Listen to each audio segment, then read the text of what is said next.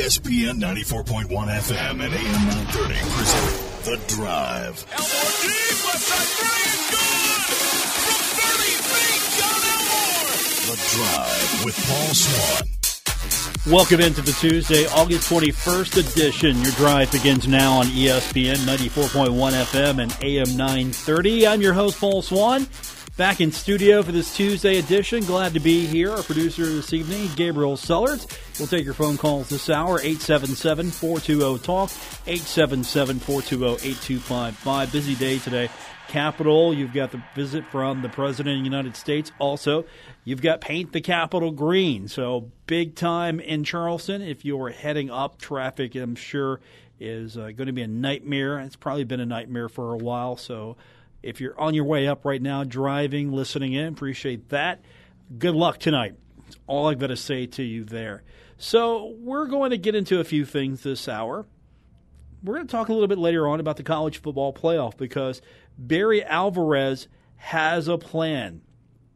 I don't think this will come to fruition anytime soon, but Barry Alvarez, the Wisconsin athletic director, has a plan. So we're going to get into that later on. We'll talk about what he thinks needs to be done to make the college football playoff even better, and I agree with him. I liked his proposal, so we'll talk about that.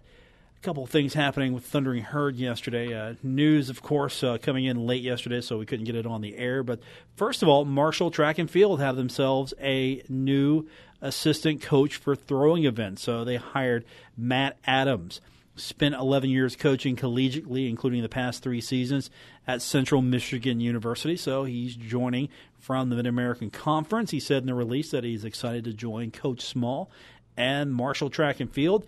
He said he's really looking forward to working with the athletes to help develop, strengthen, and build on an already great foundation of throwers they have there, he said.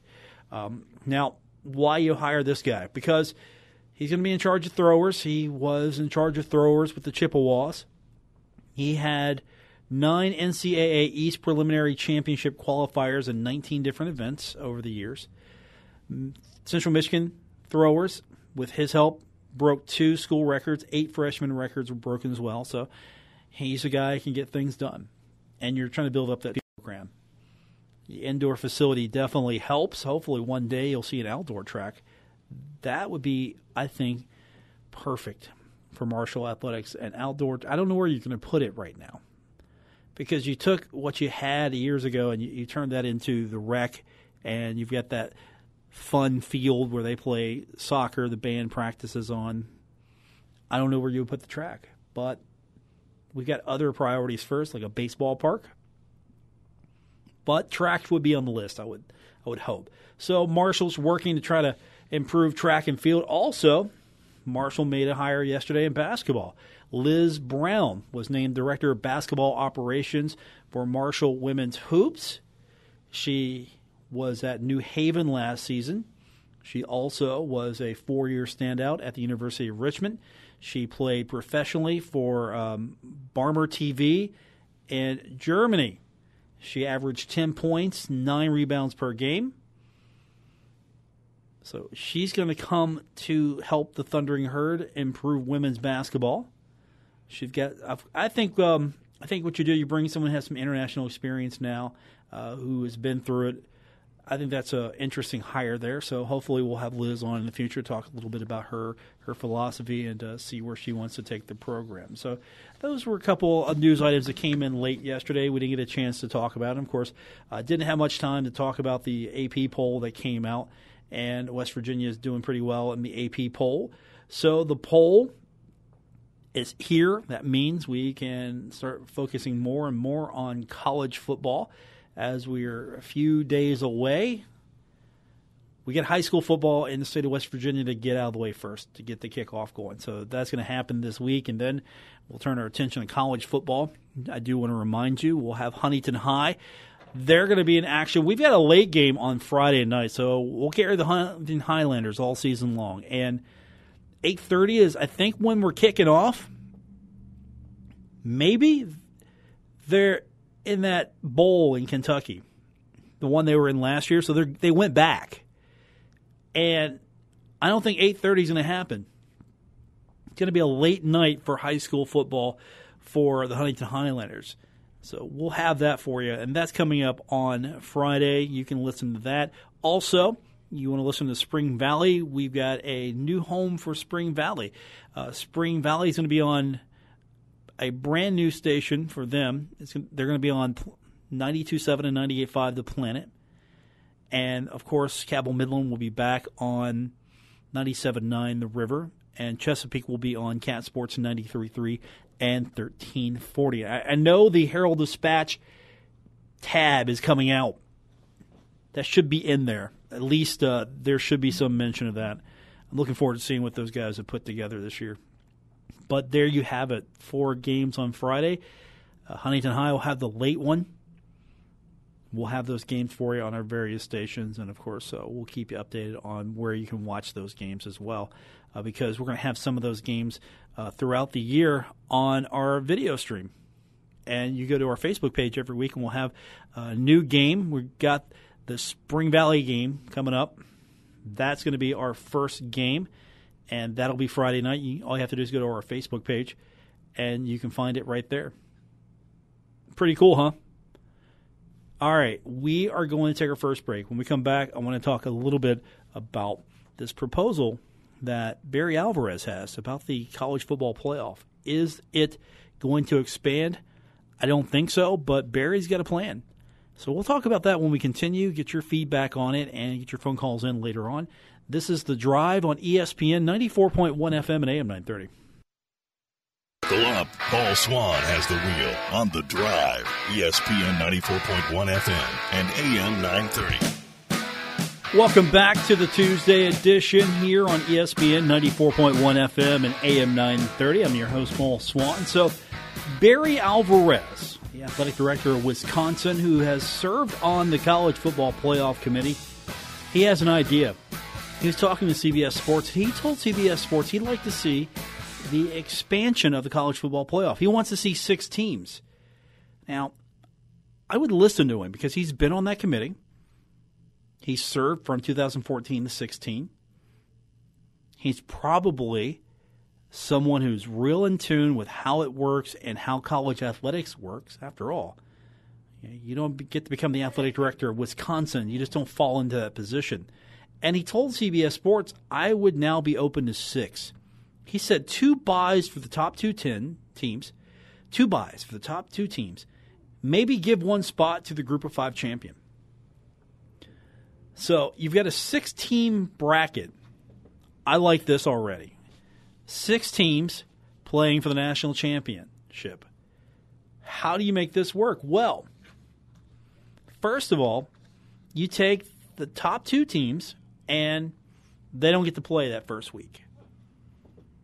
And you get to expand this thing, TV, for another week? I mean, how good is that? You get to expand this. Maybe make college football a little bit more meaningful closer to the championship game. Now, I know a lot of people like watching holiday bowls. I think there are too many, but I'm okay with adding games to the playoff. Because after all, we're calling it a 4-team playoff. Let's add 2. So, if you took the 2017 season and you put the bracket formula in place to show what it looks like, Clemson and Oklahoma get first-round buys. Then you would have had Georgia take on Central Florida, because Central Florida was the best of the group of 5, so they should have got in. Georgia takes on Central Florida, and then Alabama takes on Ohio State. And would you reseed? Would you reseed this? Would you take the lowest remaining seed and they got to play the highest team? So say Central Florida upsets Georgia, then do you reseed and have, say, UCF take on Clemson?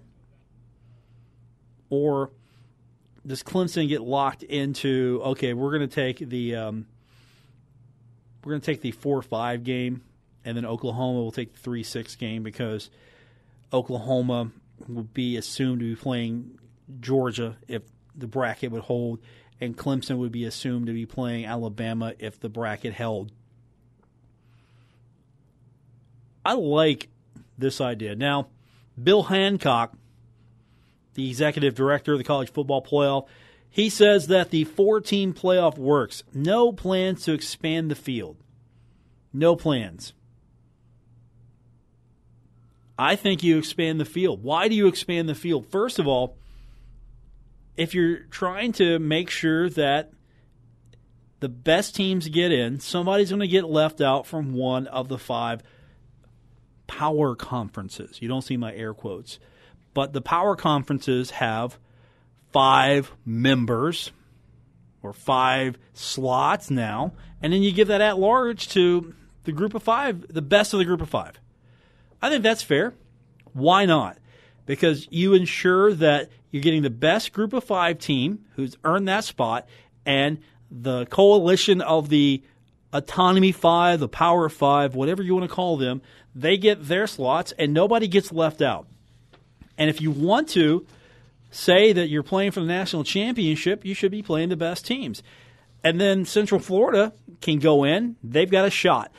Everybody has a shot. So all of a sudden, you can't say that it's not fair because you have now opened the door for a group of 5 team to have a legitimate shot at playing for a national championship. And if you don't want to play them, then you're scared. That's my idea of how this should go down. Either you play them or you're scared. Because if you're scared of playing them, just come out and say it. We don't want to play them. We might lose to them. That might topple the system. You're scared. If you don't want to do something like this, you're adding 1 week of games, and at the same time, you're opening the door for a group of 5 team. Everybody wins. 304-399-8255 is our local number. Toll free is 877-420-8255. Let's go to the phones. Jack is up first from Milton. Go ahead. You're on the drive. Hey, Paul. How you been all summer? I'm good. How are you? Pretty good. Hey, I want to talk about the polls. Now, I don't know. It disappoints me. Now, we won 10 games last year, and we got 18 starters back. And unless you're in the AAC or the Mountain West, it seems like you don't have much of a shot to get in nothing.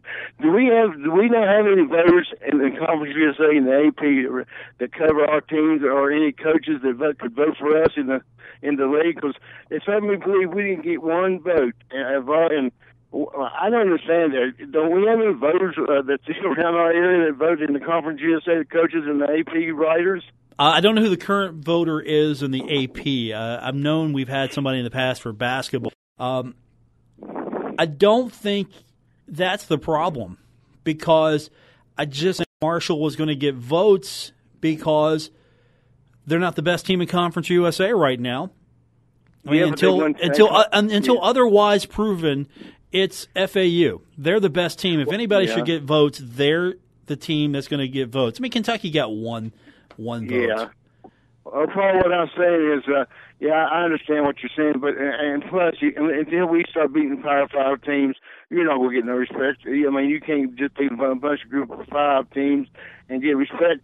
But what shocks me about it, though, we did win 10 games, and usually, if you got 18 starters and you win 10 games, the next year, you should be looked upon with a great deal of respect. So this team's is loaded. But by the polls, it looks like we don't have anybody coming back. That we're not going to be as good as we was last year, and that kind of surprised. What surprised you about the polls? I think the preseason poll is important, but I don't think it's ultimately the determination of a good season at this level. No, it's not. Because if Marshall goes out and wins on the road against South Carolina, beats NC State, and then all of a sudden you've got Marshall getting some attention. And, I mean, last year Marshall was an 8-5 team, right? Yeah, I mean, that's right. Yeah. Marshall's an 8-5 team, and so that's okay. That's a good record. That's much better than the previous season. But at the same time, I mean, I don't know if Marshall's done enough yet to warrant a top 25 slot based on maybe the potential there, because we still don't know who the starting quarterback's going to be. That's probably going to be a game day decision, or that's going to be close to that. And there's still a lot of questions out there for Marshall. I don't think it doesn't work that way. If somebody is on the AP committee, they're voting. they're not just going to necessarily throw a Marshall up there. You might get somebody who randomly throws a home team up there now and then, but it's okay. Are these the best teams in the country according to me as a voter? Yeah. Because also they got to defend that.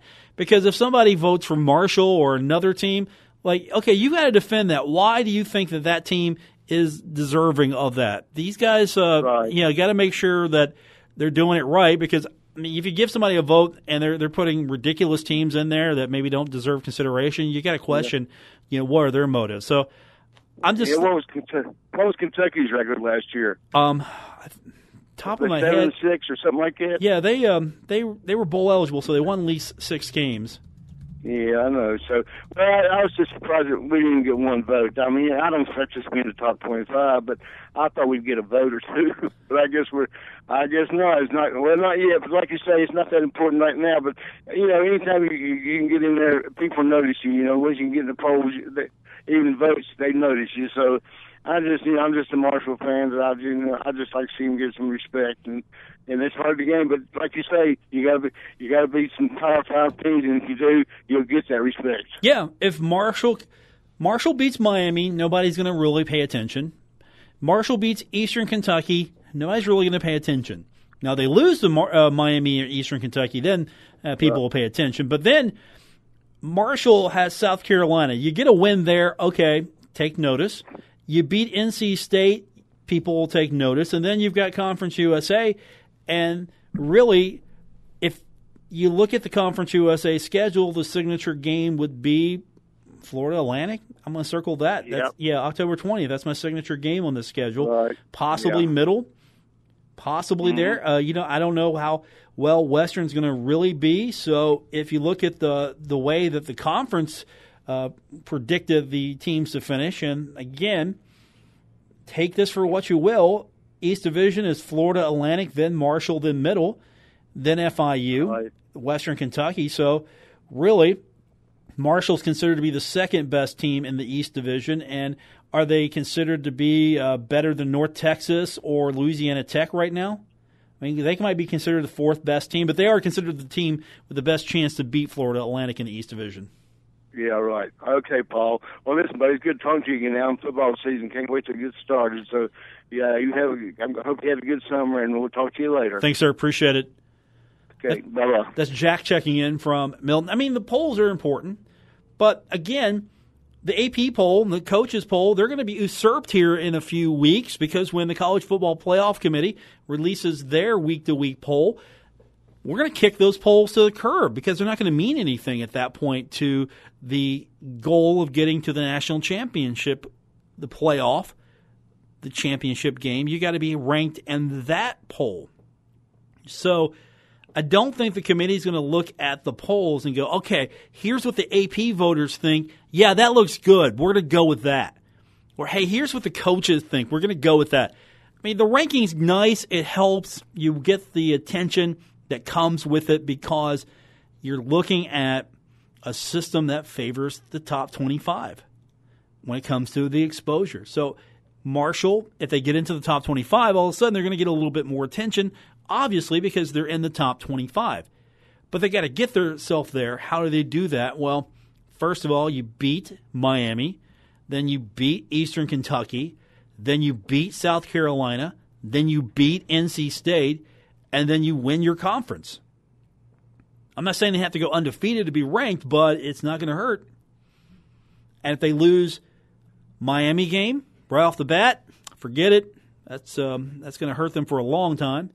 If they would collapse against Eastern Kentucky for whatever reason, forget it.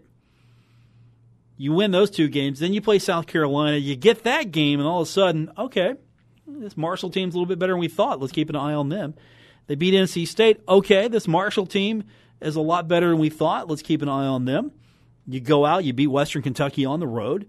You beat Middle. You get Old Dominion. And then you've got a situation where you're undefeated and say Florida Atlantic is undefeated in conference as well. You've got a showdown. You got a showdown with Florida Atlantic. It's here in Huntington. You circle that game. All of a sudden, CBS Sports Network saying, thank you, we got a good Conference USA game in our package. and Marshall wins that, then it's on Marshall. I mean, Marshall's had a chance. They had a chance years ago. They were in the conversation a few years ago, but losing to Eastern Kentucky didn't help. But still, they had a shot at this thing, and it's all on Marshall. Marshall's got to go through this schedule and prove that they're deserving of a top 25 ranking. How do you do that? Undefeated does not hurt. Being undefeated will help you in that endeavor. But you can't lose to Miami. You can't lose to Eastern Kentucky. You can't lose to the bottom dwellers of Conference USA right now. So you cannot lose to Old Dominion and expect to be considered a top 25 team. You cannot lose to Charlotte and be considered a top 25 team. FIU, I'll throw that out there. They're middle of the pack in the East Division. Get by with one loss if it's Florida Atlantic, but we'll see what they look like. After all, they were the odds-on favorite to win the East Division. They got, of the 26 votes that were out there, they got 22. And, of course, this is just the predicted order of finish. It means nothing once the season begins. 304-399-8255 is our local number. Our toll-free number is 877-420-8255. We'll get more into this Barry Alvarez proposal, why it's a good deal, and I think it is a good deal for not only the college football playoff, but for all of college football. Because, again, you're opening the door and you're allowing an opportunity to happen. Yes, you probably have to give a little bit more money, but you might be making more money as well because you're getting an additional week of this thing. Got to pay more for that, right? You're not going to get the 4-game price. You're going to get the 6-game price now. We'll talk about that when we continue here on The Drive, ESPN 94.1 FM and AM 930.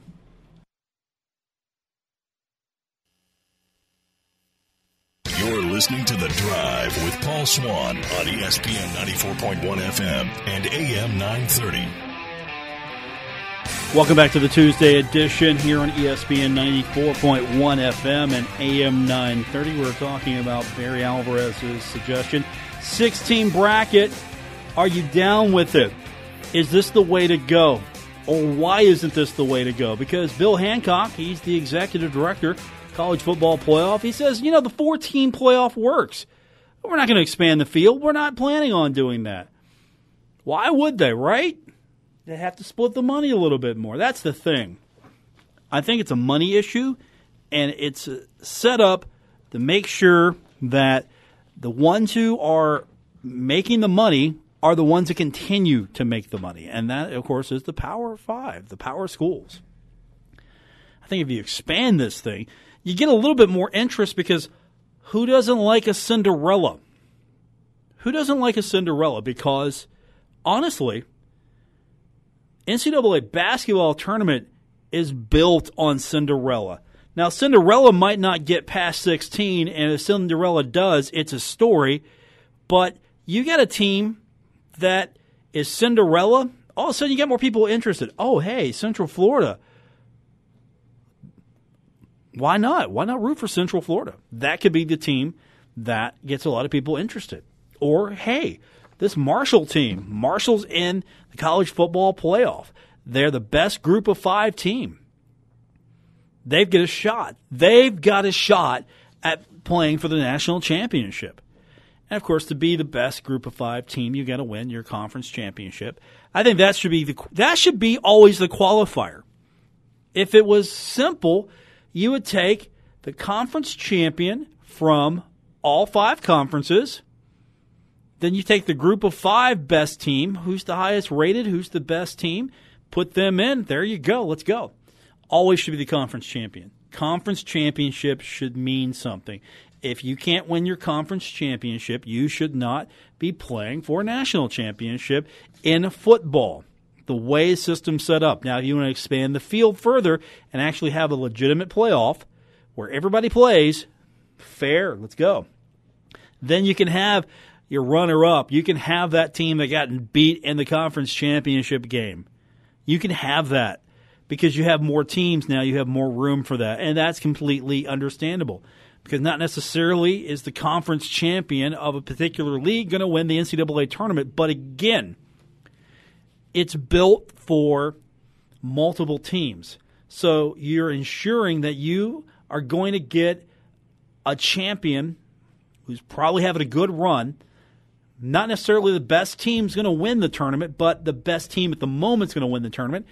And you have many slots. You have enough of a slot there that allows for that. College football, you're going to have to basically just put it down to, all right, who won your championship? Ohio State's a Big Ten champion, okay. Ohio State's in slot here. Alabama, SEC champion, okay, Alabama's slotted here. And you go down the list. That's how you do it. Makes perfect sense. And I think you have to, again, make sure that the regular season means something. And by putting conference champions in, that means the regular season meant something. You validate the regular season. At the same time, you allow for everyone to have a shot. If you are Marshall, if you are Boise State, if you are an American Conference team, you're Cincinnati, you're UCF, you're Memphis, you got a shot. We'll turn our attention to racing. Jason Toy, MRN Radio, is going to join us when we come back. This is The Drive, ESPN 94.1 FM and AM 930.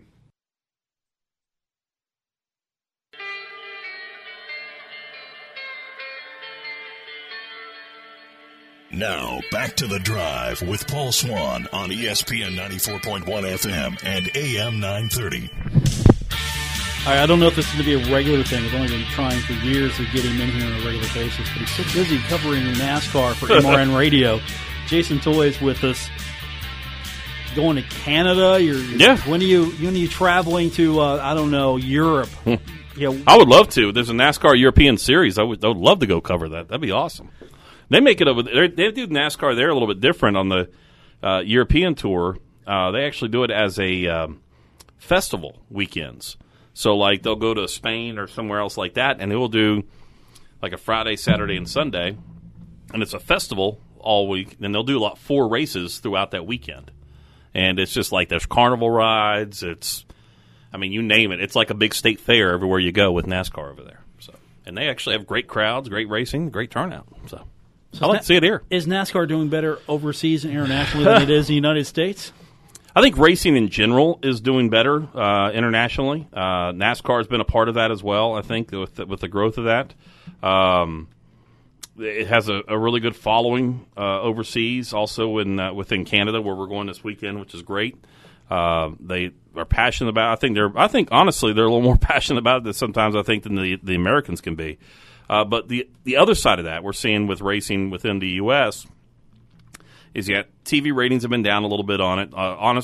I'll be perfectly honest with you. I'm happy about this. Radio ratings have stayed steady or have climbed, which is awesome because people are busy. They're on the go and doing things, so they can keep up with it that way.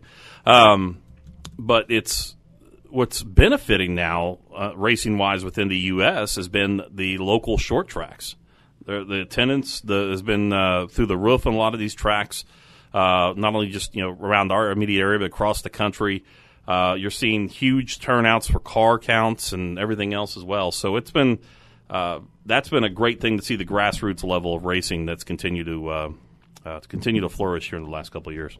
Does MRN Radio cover any of the short track action like that? Actually, we're covering through our web shows that we do. We have a series of web shows that we do called NASCAR Coast to Coast.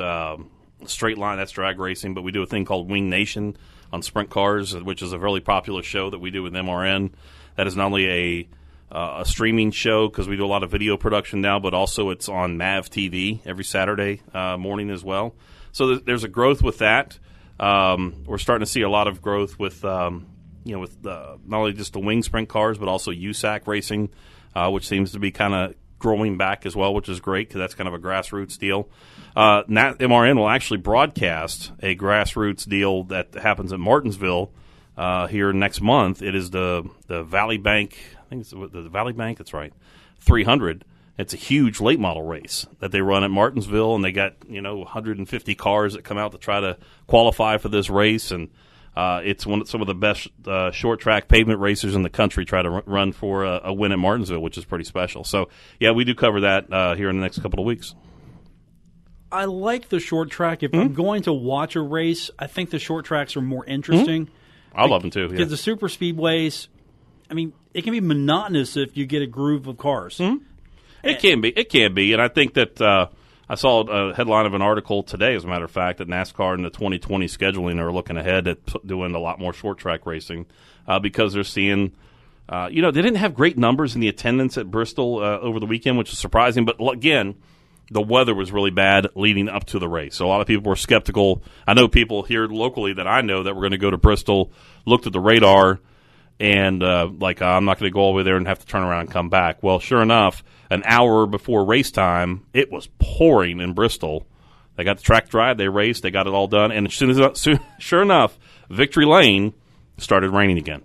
But they're seeing the racing and the TV ratings are better a lot on the short tracks. The excitement is there. I think that's and drivers are saying that, fans are saying that, and NASCAR is starting to listen to fans and the fact that they love to see the short tracks racing because there's a lot more beating and banging, there's a lot more drama, a lot more tempers, there's a lot more other things that come along with it and that make it for great racing too. So, and it kind of gets back to what makes NASCAR, the grassroots of what NASCAR is, and that's been short track racing. See, that's what I think of NASCAR. I think of wheels rubbing. Oh yeah, beating and banging. Right. I mean tempers flaring, people getting spun out. We saw that at Bristol this past week. That was great. You saw drivers that work together taking each other out. I mean, so you saw Kyle Busch get confronted by a fan on the way out. I mean, so it sparks the passion, I think, there when you get back to short track racing. Jason Toy's joining us. He does great work for MRN Radio. So you're going to Canada.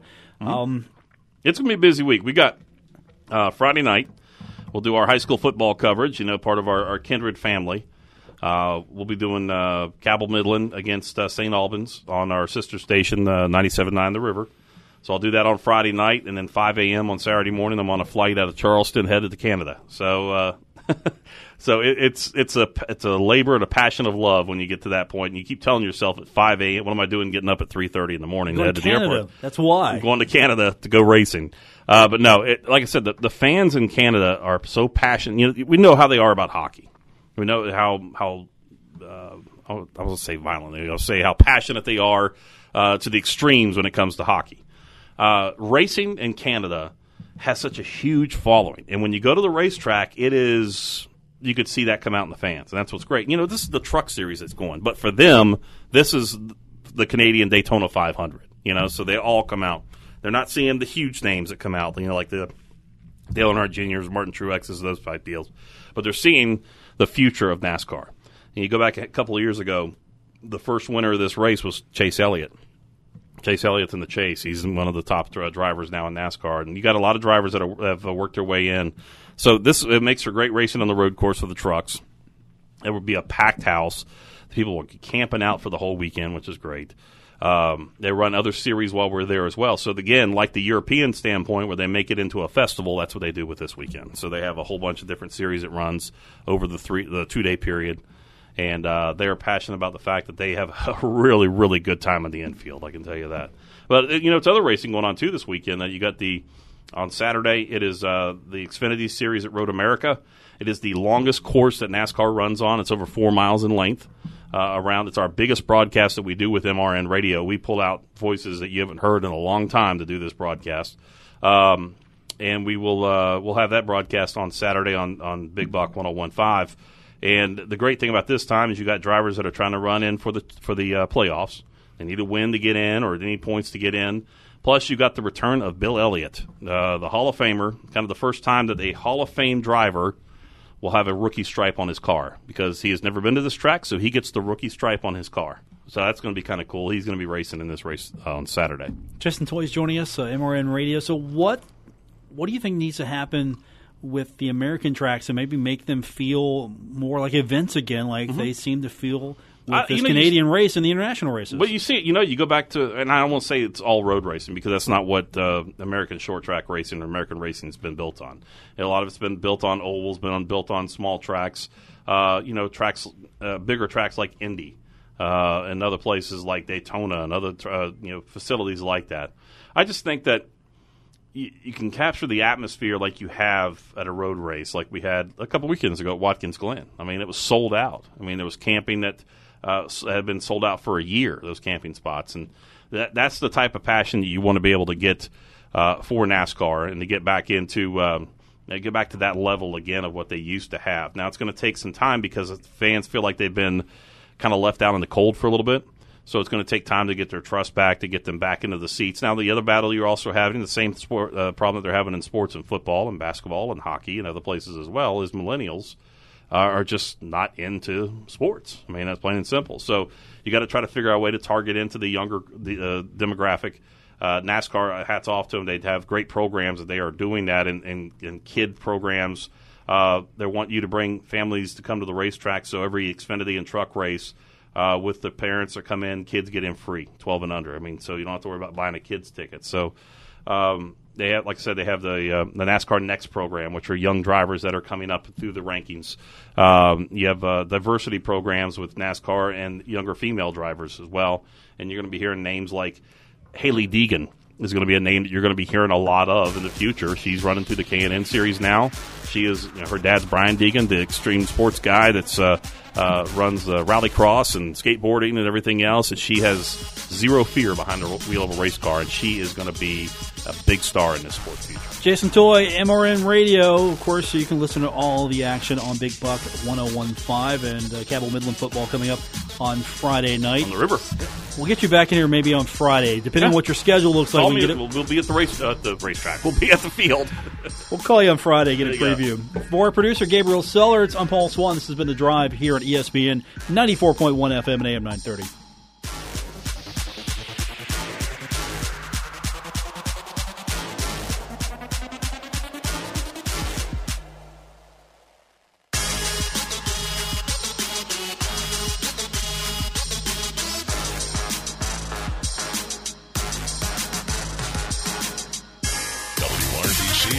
WR227BS Huntington, ESPN 94.1 FM and AM 930. Huntington Sports Station.